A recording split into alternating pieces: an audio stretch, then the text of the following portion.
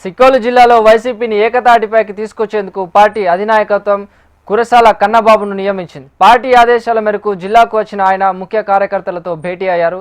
జిల్లాలో వైసీపీకి పూర్వ వైభవం తీసుకొస్తామని అంటున్న కురసాల కన్నబాబుతో మా ప్రతినిధి వరప్రసాద్ ఫేస్ టు ఫేస్. ఉత్తరాంధ్రలో వైకాపా పార్టీని బలోపేతం చేయడానికి కొత్తగా రీజనల్ కోఆర్డినేటర్గా కన్నబాబు గారు వచ్చారు.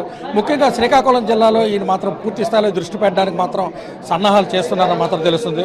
ముఖ్యంగా శ్రీకాకుళం జిల్లాలో క్షేత్రస్థాయిలో కేడర్కి ఏ విధంగా భరోసా ఇస్తున్నారు, అదేవిధంగా నాయకులకు ఏ విధంగా భరోసా ఇవ్వాలనుకుంటున్నారు అన్న అంశాన్ని మన దగ్గర కన్నబాబు గారిని ఒకసారి అడిగి తెలుసుకునే ప్రయత్నం చేస్తారు. శ్రీకాకుళం రాజకీయంగా మంచి చైతన్యం, బట్ ఈ మధ్యకాలంలో చూసుకునేసరికి మన చింతాడు రవికుమార్ గారు మొన్న ఒక కార్యక్రమానికి వెళ్తే ఆయన మీద దాడి కూడా చేయడానికి కొంతమంది ప్రయత్నించారు. ఆయన అదృష్టవశాత్తు పక్క తప్పుకొని ఆ సమయంలో మీడియా కూడా ఉన్నది.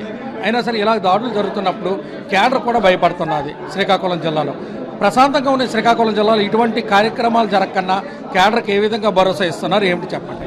ఉత్తరాంధ్రలో ఎప్పుడూ కూడా ఘర్షణ వాతావరణం లేదు, సామరస్యమైన వాతావరణం ఉంది. అది ఏ రాజకీయ పార్టీ అధికారంలో ఉన్నా కూడా. కానీ కొత్త విధానాలు, కొత్త పద్ధతుల్ని ఈ కూటమి ప్రభుత్వం వచ్చాక తీసుకొస్తున్నారు. వైఎస్ఆర్ పార్టీ నాయకుల మీద దాడులు చేయడం, గ్రామ స్థాయి నుంచి పై స్థాయి వరకు విపరీతమైన ఒత్తిళ్లు పెట్టడం, చాలా భయంకరమైన వాతావరణాన్ని తీసుకొస్తున్నారు.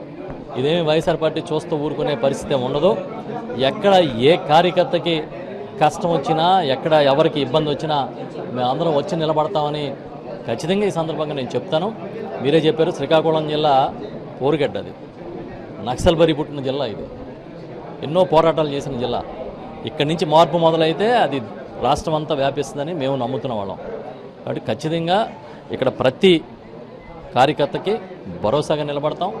మేమందరూ ఇక్కడ ఉన్న వాళ్ళందరూ కూడా జిల్లాలో ఉన్న అందరూ, నియోజకవర్గాల్లో ఉన్న అందరూ కూడా సీనియర్ నాయకులు, రాజకీయాల పట్ల పూర్తి అవగాహన ఉన్నవాళ్ళు, హుందాగా రాజకీయం చేసేవాళ్ళు ఉన్నారు. పలానా నాయకుడు ఏదో చౌకబారు రాజకీయం చేస్తారని మీరు ఎవరిని చెప్పలేరు చూపించి. అలాంటి నాయకత్వం ఉన్నది డెఫినెట్గా మేము నిలబడతాం. ముఖ్యంగా చూసుకునే శ్రీకాకుళం జిల్లాలో ఓ ధర్మాన ప్రసాద్ గారు కానీ, తమ్మినేని సీతారాం గారు కానీ ఇలాంటి వాళ్ళు కొంచెం స్తబ్దతగా ఉండిపోయారు. దాని మీద కేడర్ మాత్రం ఎందుకు వీళ్ళందరూ కరెక్ట్గా నిలబడితే పార్టీ మరి కొంచెం ముందుకు వెళ్ళే అవకాశాలు ఉన్నాయని చెప్పేసి అని అంటున్నారు. అర్థత ఏం లేదండి. ఎలక్షన్ ముగిసి ఎంత అయింది? 9 నెలల కాలం అయింది. వాళ్ళు సీనియర్లు, 4 దశాబ్దాల నుంచి రాజకీయాల్లో ఉన్నవాళ్ళు. దాదాపుగా ఒక్కొక్కరు 9 ఎలక్షన్లో, 8 ఎలక్షన్లో, 7 ఎలక్షన్లో పోటీ చేసిన వాళ్ళు.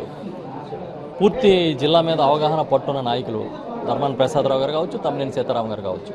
సో న్యాచురల్గా వాళ్ళకున్న పట్టుకి ఒక 4 రోజుల పాటు పేపర్లోనో మీడియాలోనో కనిపించకపోతే వాళ్ళు యాక్టివ్గా లేనట్టు కాదు. ఇప్పుడు ధర్మాన ప్రసాదరావు గారి కాన్స్టిట్యున్సీ శ్రీకాకుళానికి ఆయన కోఆర్డినేటర్. ఆల్రెడీ కమిటీలన్నీ పూర్తయిపోయినాయి, ప్రతి కార్యక్రమం జరుగుతుంది. హెడ్ క్వార్టర్లో పెట్టిన అన్ని కార్యక్రమాలకి ఆయన చుట్టూ ఉన్న నాయకులు కానీ, కేటర్ కానీ అందరూ అటెండ్ అవుతున్నారు. అలాగే సీతారాం గారిని ఇప్పుడు పార్లమెంట్ కోఆర్డినేటర్గా నియమించారు. ఏం ఇబ్బంది ఉండదండి. వాళ్ళ నాయకత్వంలో, వాళ్ళ సలహా సూచనలతోనే అందరూ కూడా ముందుకెళ్తాం.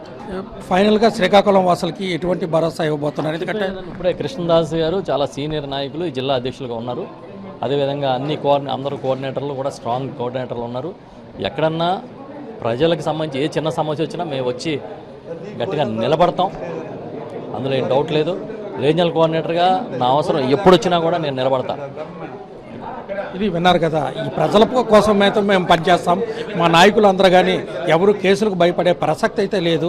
ఎట్టి పరిస్థితుల్లో ప్రజల తరపునే మేము పోరాడతామని చెప్పేసి కన్నబాబు గారు చెప్తున్నారు. ఇది శ్రీకాకుళం జిల్లాలో పట్ల ఆ కేడర్కి కానీ, నాయకులకు కానీ కన్నబాబు ఇచ్చిన భరోసా. ఇది కెమెరామెన్ గోపితో వరప్రసాద్, HM TV, శ్రీకాకుళం.